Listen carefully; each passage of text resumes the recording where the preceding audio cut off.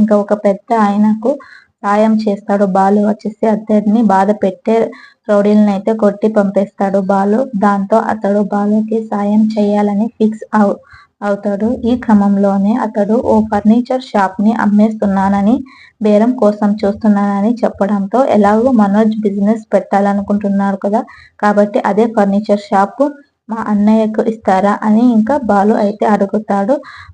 మరి ఇంకేంటి, ఈ విషయం వెంటనే మీ ఇంట్లో చెప్పి మీ అన్నయ్యకి అంటున్నా కాబట్టి చాలా బేరం కూడా తగ్గించి ఇస్తాను అనేసి చెప్తాడు. ఇక బాలు వచ్చేసి ఇంటికైతే పరుగునైతే వచ్చేస్తాడు. మనోజ్ గాడు బిజినెస్ కి ఒక షాప్ అయితే చూశాను అని బాలు ఇంటికి వచ్చి వెళ్ళి చెప్పగానే ప్రభావతి తీసి పారేస్తుంది. ఏ పూల కొట్టో కార్ల మెకానిక్ కొట్టో చూసి ఉంటాడు అని వెటకారం అయితే చేస్తుంది ప్రభావతి. ఇక నేను చూసింది ఫర్నిచర్ షాప్ అని ఇంకా చెప్పడంతో ప్రభావతి మురిసిపోతుంది. మనోజ్, రోహిణి కూడా సంబరంగా ఆ షాప్ చూడటానికి బాలు వెనుక అయితే వెళ్తారు.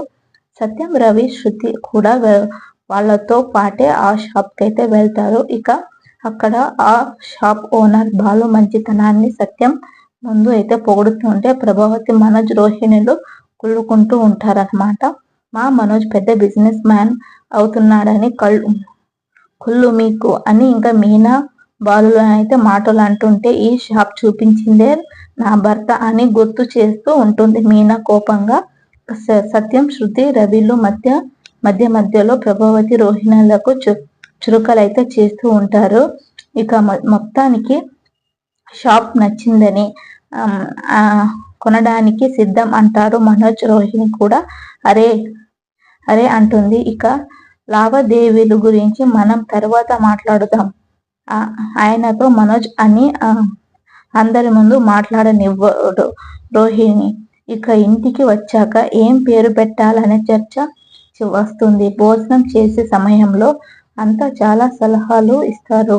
మనోజ్, రోహిణి మాత్రం మాకు కలిసి వచ్చే పేరు పెడతాంలే అంటుంటే ప్రభావతికి మాత్రం తన పేరు పెడితే బాగుండు అని ఎక్స్ప్రెషన్స్ లో అయితే కనిపిస్తూ ఉంటుంది. మీనా అయితే